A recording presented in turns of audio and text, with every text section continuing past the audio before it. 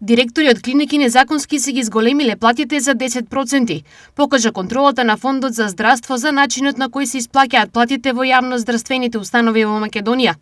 Од 26 контролирани установи, само 8 биле без неправилности. Во другите 18 клиники и болници имало неправилности при исплатата на платите, рече директорот на Фондот за здравствено осигурување Сашо Клековски. Овде претпоставам дека дополнителната дејност и дежурствата стануваат клучен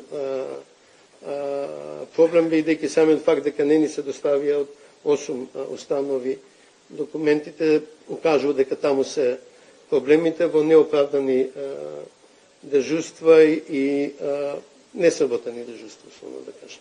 И можеме да дадеме јасен сигнал, бидејќи се очекуваат од јавноста дека ќе можеме да ги менуваме овие работи.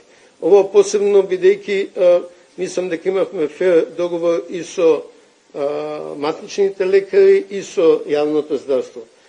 Капитациите се зголемија 33%, платите кумулативно во здравство се зголемија 17%.